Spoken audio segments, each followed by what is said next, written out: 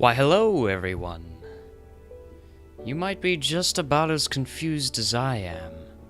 What is this game? I have not played this game in ages. And I haven't even recorded anything in ages. It has been quite a while since I've done anything YouTube related. School has really been one of the main reasons for that, and another one has simply been a bit of... Is there a word to describe just being tired of it? I guess that would probably be the best phrase to describe it. It was nice to have a little break again, but I haven't even done anything for Novia. That was something I was really enjoying for quite a bit of time. I should actually be starting up this world here while I'm talking.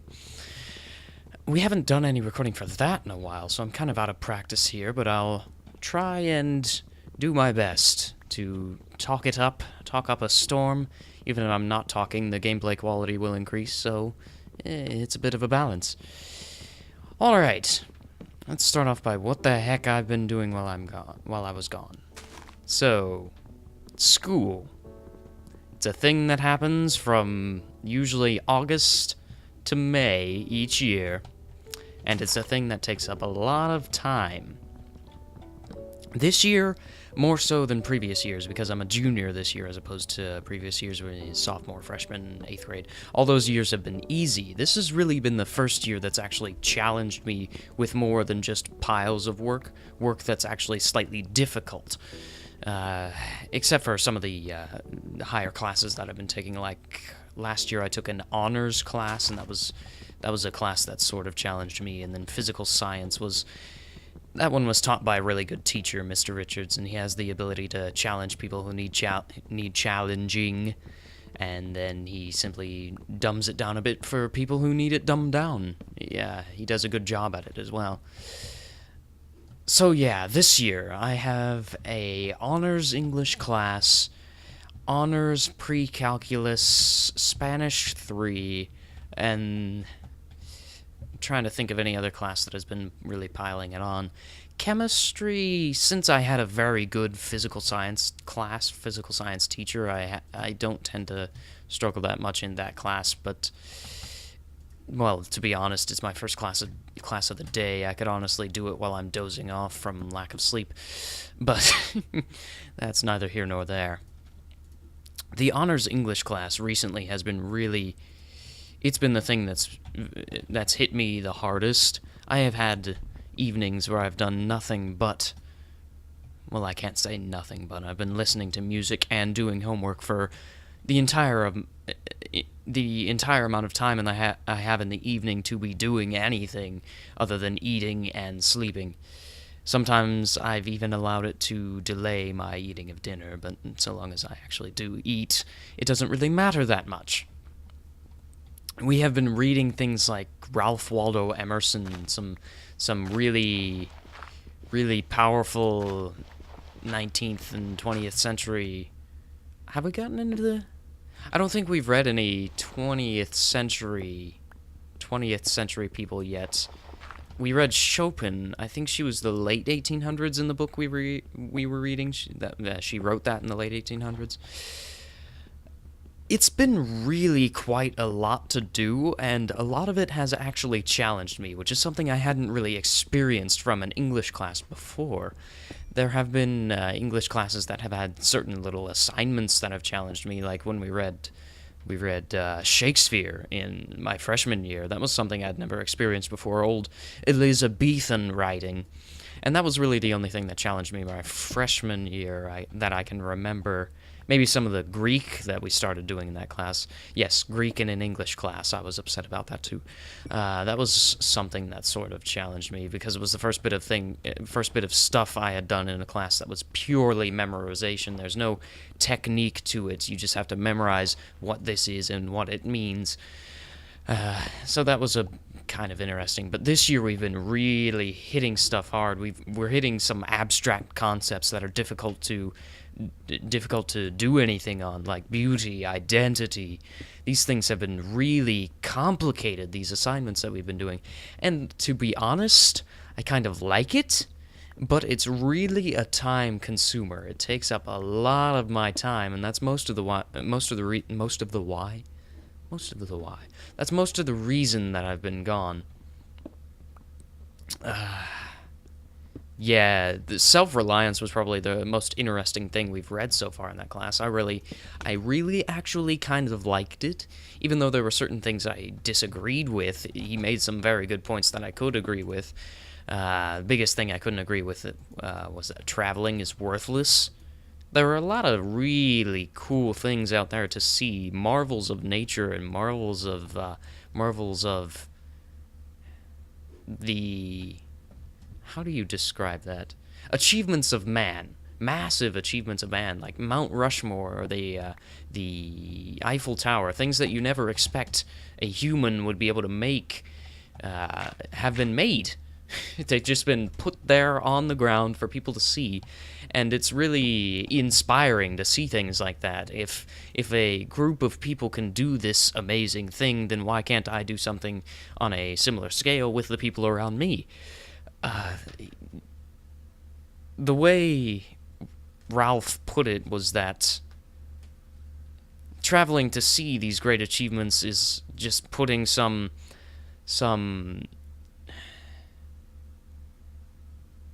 it's putting some sort of idea into your head that wasn't your own, and because you're putting other people's ideas into your head, you can't truly be yourself. And I'm not sure how much I agree with that, and that's part of the reason why I had trouble with his description. I should really go get food right now. I need it.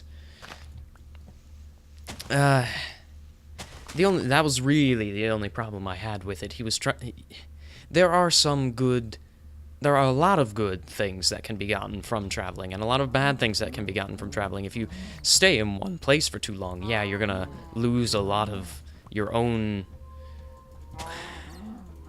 ideas in favor of assimilation to a local culture. But if you're constantly moving about, like traveling is supposed to do, you're traveling, you're sojourning, if you want to put it that way, there's a lot to be gained. Now I'm just speaking an essay, aren't I? We wrote essays about that, and I'm just rambling on.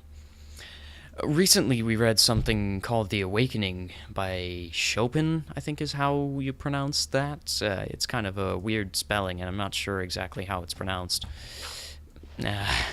But we're doing a little synthesis project on it, and I recently did a little brainstorming. I chose to do a speech on the topic because I took public speaking class like last year. I might as well take advantage of what I learned in that class, try and make the best speech that I can.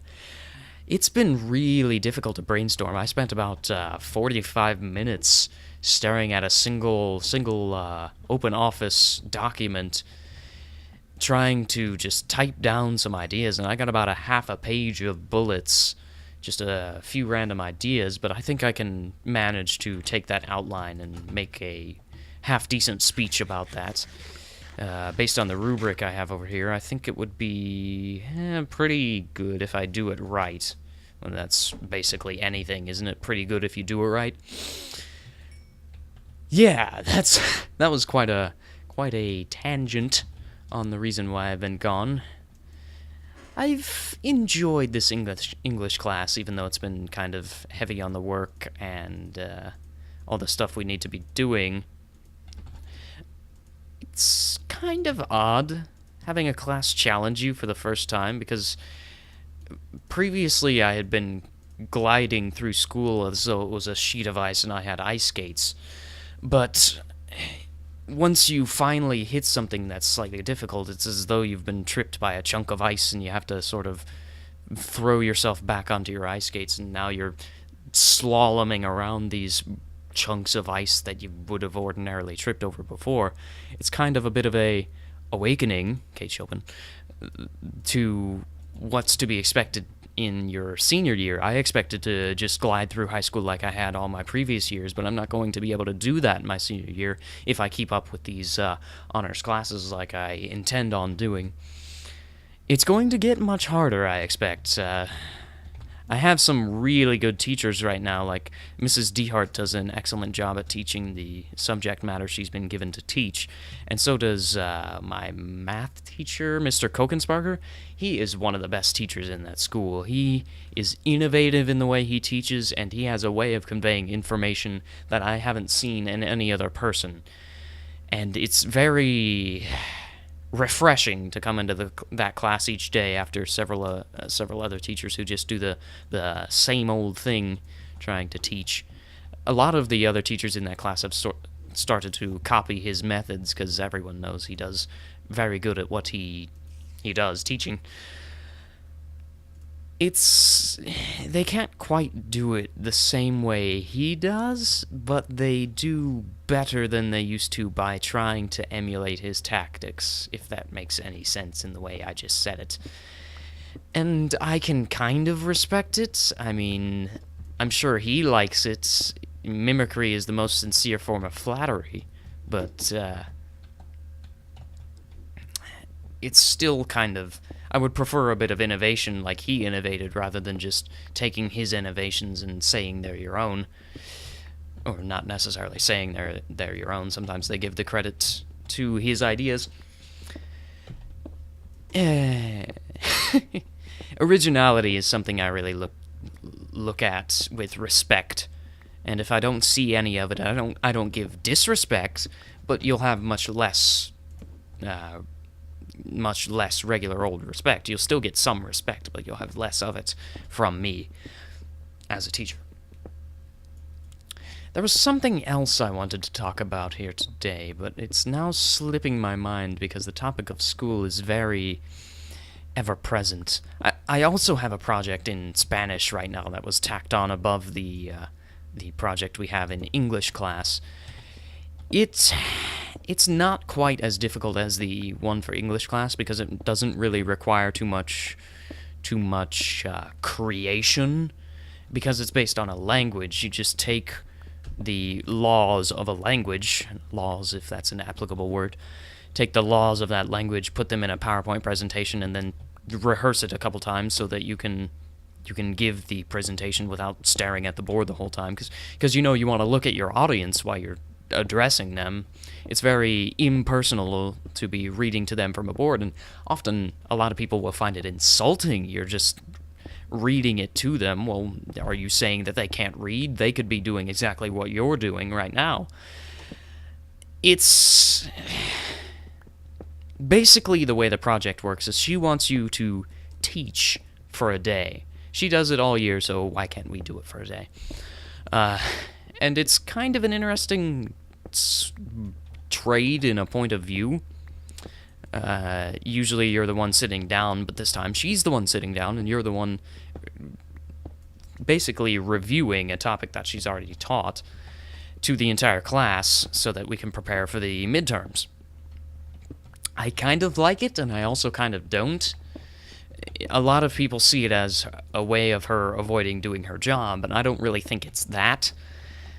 I think it's just people tend to listen more to their peers than to an adult.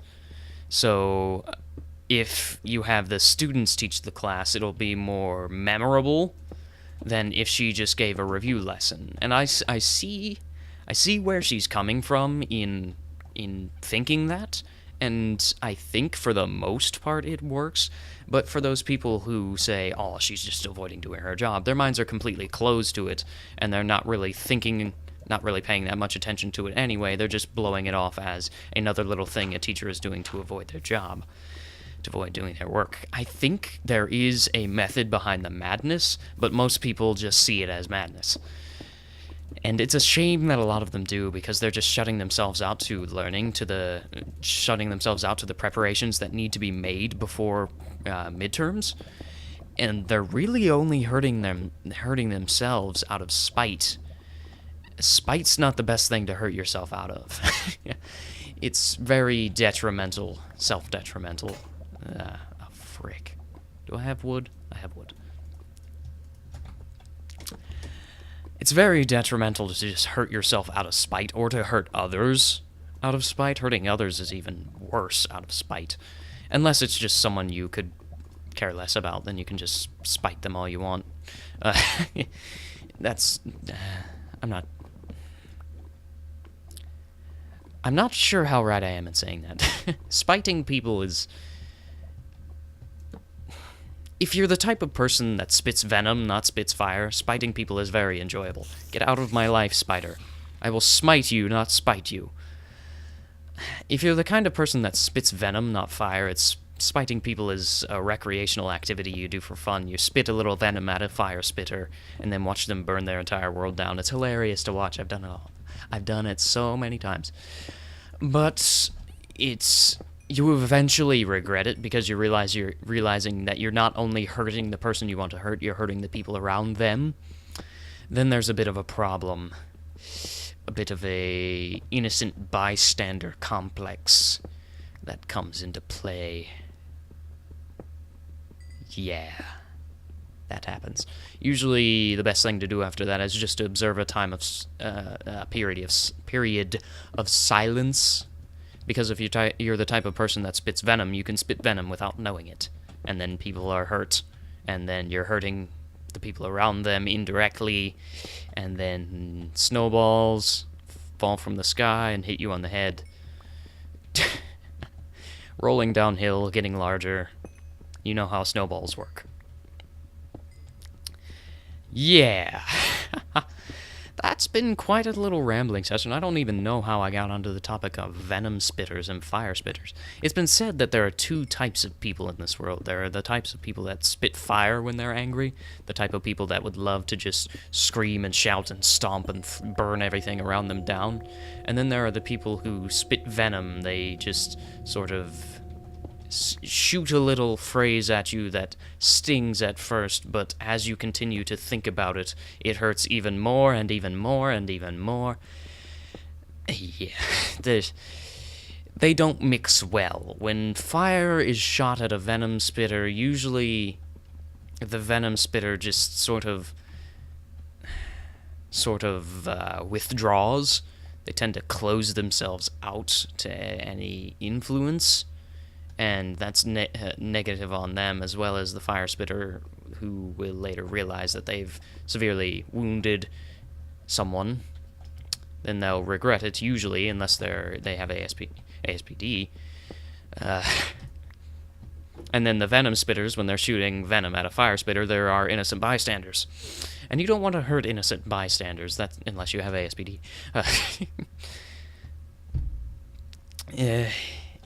There's just a lot of things wrong with the way people communicate and interact, and it goes wrong far too many times.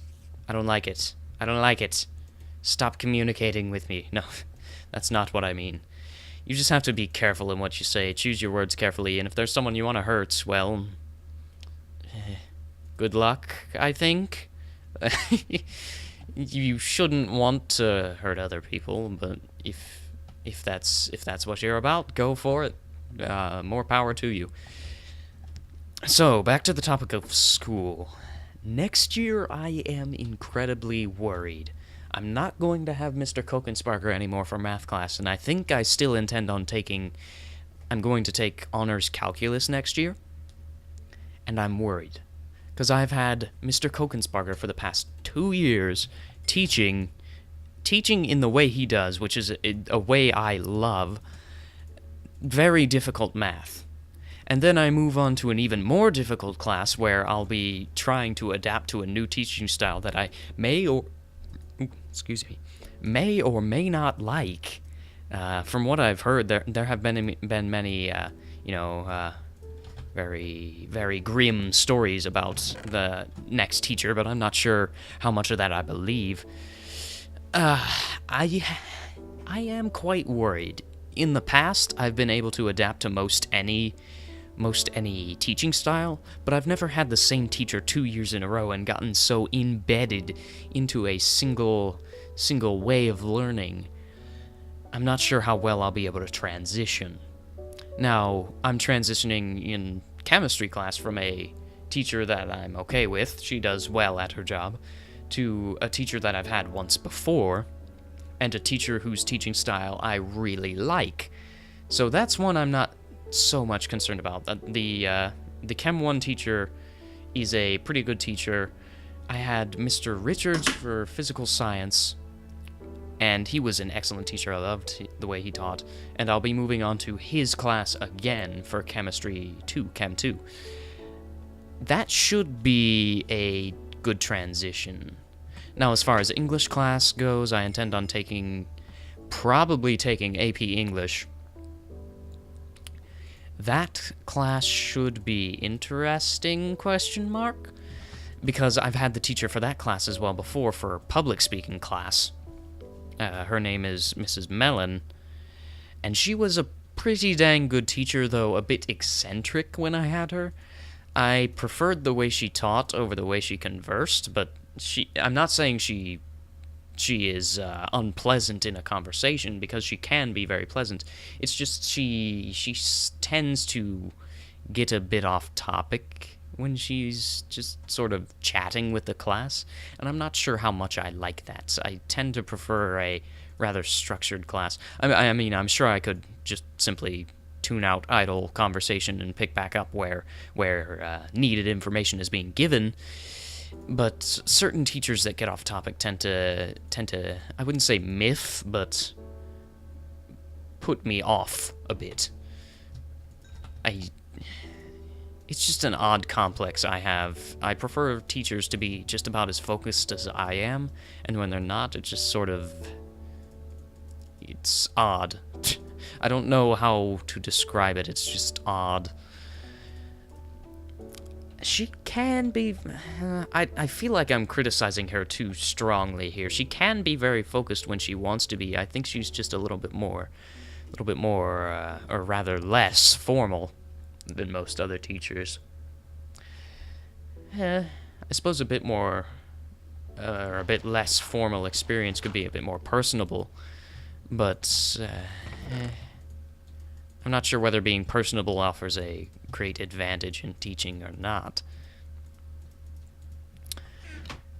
What other classes am I concerned about? I don't think there are really any other classes I was concerned about. Yeah. I might take Spanish 4 next year if we can get enough people together for that, but I doubt we'll be able to. They tried to this year, but they couldn't get enough people wanting to take that class. Because most of the people who take Spanish in high school, they take it because it looks good on a college application to say, I've had 3 years of a foreign language. It makes an education look much more well-rounded. And then they don't want to take the 4th year to really become fluent in that language because they don't need it. They were just doing what they need to get by in high school so that they can get to college. I really, really like learning a foreign language. It's enjoyable to see how languages have developed from one another. Like in Spanish, I've found a lot of Latin influence because it's a Latin-based language that you also find in English. In the English language, there are many Latin cognates that are also Spanish cognates to Latin in each language. That sentence fell apart. There are cognates to Latin in English, and there are cognates to Latin in Spanish. There we go. That's a sentence. And it's very... even though I believe English was originally based on German, but then when the Romans came trampling through Germany and France and all the way up into England, they just sort of imposed their language on everyone. So English gained a freaking huge amount of Latin influence. I'm not even sure if it's still considered a Germanic language because it has such a large... Why haven't I made armor? Because it has such a large Latin influence. I'd love to move on after learning Spanish to learn maybe one of each type of major language. Like, major language types would be an Asian language, followed by a German language, German-based, since I'm not even willing to consider English a German-based language anymore. I'm not even... I'm not even considering it a Latin-based language. I'm just considering it some weird middle ground. I'd like to learn a Germanic language, an Asian language, and I'm not sure if there's anything beyond that that I'd be willing to... Ooh, hello, creeper friends. I'm not sure if there's anything beyond that that I'd be interested in. This has really just been an exposition about myself, hasn't it? Well, I suppose giving a bit of personality to the voice behind the screen is a good thing, isn't it? We better light this place up.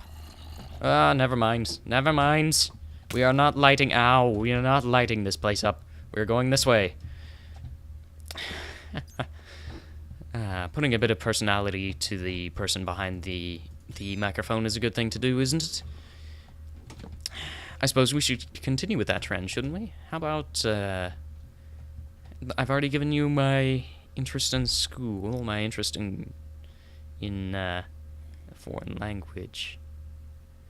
What else could I talk about? I could talk about this guy.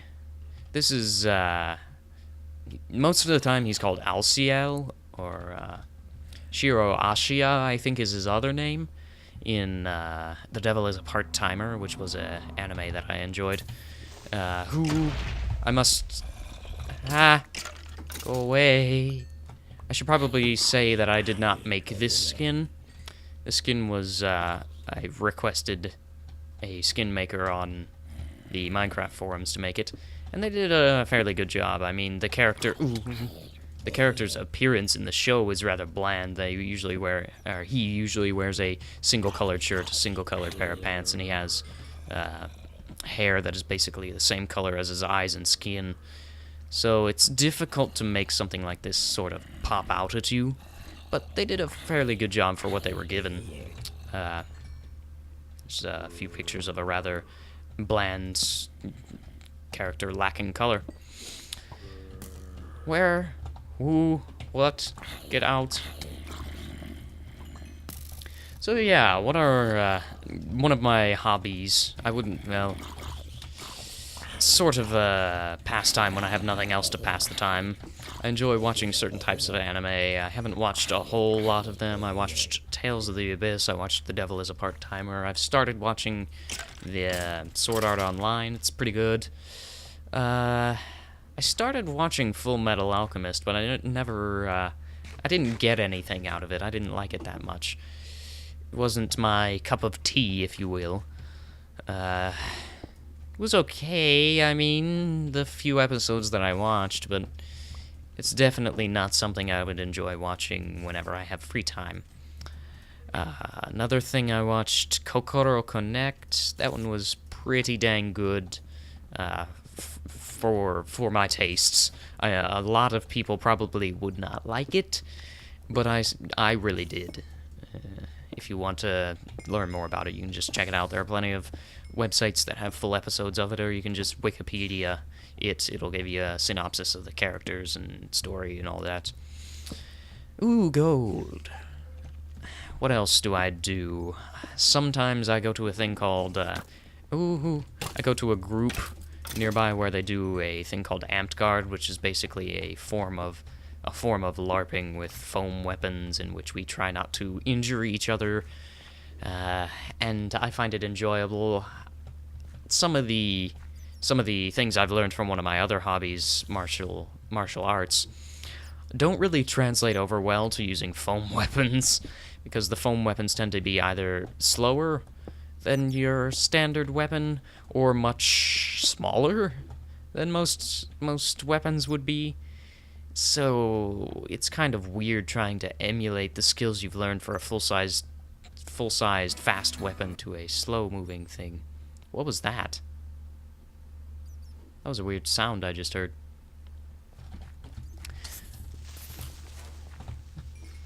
So yeah, my third hobby, something I enjoy doing whenever I have spare time, is I try to get whatever I can, try to find whatever I can of some legit Shaolin style, a northern Shaolin style kung fu, and learn it.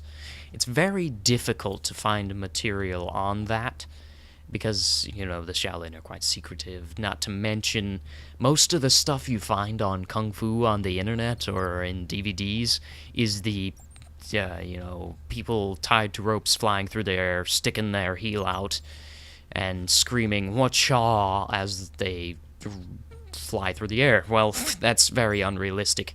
I try to find whatever I can find that is realistic and could actually be used in a fight without ropes and pulleys and motors, and it's very difficult to find. I found a few DVDs that I've purchased and tried to learn a thing or two from. Mostly just Tao Lu for now, and some stretching routines, some basics, because you have to start with the basics. But yeah, it's very interesting to see what those people have come up with in the ways of fighting. Whatever they've come up with is definitely 1,000 times more effective than that standard American-style boxing, you know, put your hands up in front of your face with the knuckles facing outward, put up your dukes, your handlebar mustache, all that crap. Honestly, anything is more effective than that. Wrestling, kickboxing, any way you could be trained is more effective than just putting up your dukes and duking.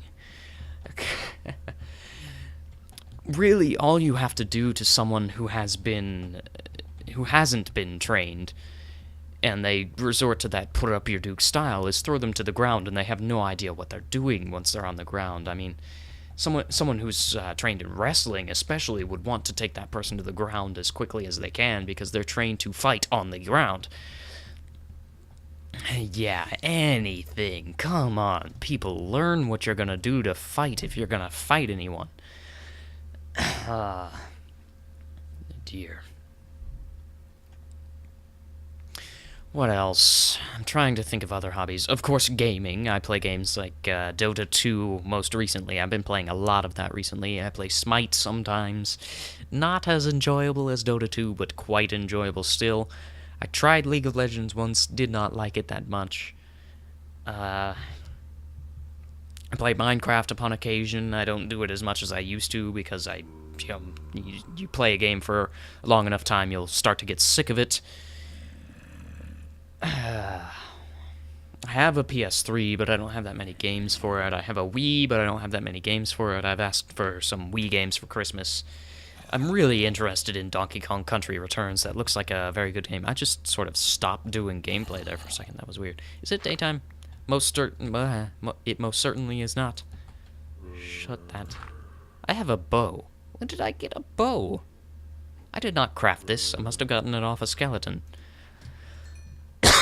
Excuse me.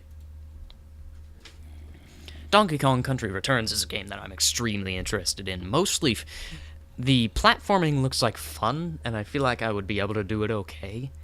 But it's the music. Oh my gosh, the music in that game sounds incredible. Have you ever heard an Amazon rainforest swing song? Neither have I, but they did it well. The first time I heard an Amazon rainforest type, you know, you got your marimba, mostly drums and all that, mostly percussion. First time I ever heard one of those types of songs, it sounded... I keep stopping doing this because I'm doing the hand motions. I'm flailing my arms about. First time I heard an Amazon swing song was when I was listening to the trailer for that game, and it sounded freaking incredible. They somehow incorporated a saxophone into it and still managed to make it sound jungly, if that's a term that I can use.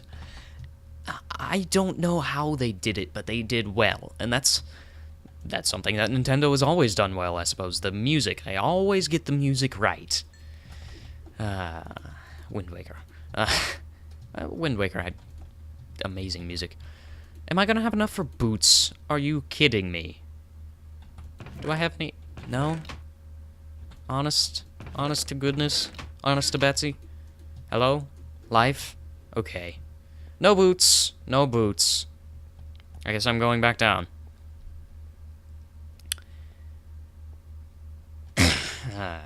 Trying to think of something else I'm interested in. Computer hardware is something I've kind of dimmed in interest since I've built my own computer. I haven't had to keep up with it that much. I know about the new Haswell architecture and all that, but I have an AMD computer, so yeah, I don't really need to keep up with Intel too much. I'd honestly prefer to keep with AMD as long as I can. I mean, eventually I'm going to, if I decide to continue with this, eventually I'm going to have to get a Intel system because of the hyper-threading. It'll reduce render times by like 9,000% from what I've heard. 9,001%, over 9,000%. If I decide to continue with it, I'm going to have to do that at some point. But as long as I can, I'm going to stick with AMD, because you get better performance for price. You won't get better performance necessarily, but you'll get better performance per dollar. And that's what I'm interested in. I'm interested in getting as much out of each dollar as I can. So, yeah. I think that's about enough for this episode. Quite a long episode compared to episodes I've done previously, but after such a long break, you'd think I'd have a lot to talk about, and that would be true. I'm going to continue caving a little bit after this. You guys have no doubt seen a lot of caving in other people's series and some series of my own if you have followed me all the way since ZombieMan192 channel. Hello, Creeper. You are screwed. Dead. If you followed me all the way from ZombieMan192, you've seen quite a bit of... Ooh, gold. You've seen quite a bit of caving. You guys have probably seen quite your fill, had quite your fill of caving. That was scary. So, I'm going to go ahead and say goodbye for today. I hope you enjoyed, and I will see you in the next episode. Adios, adieu, and goodbye.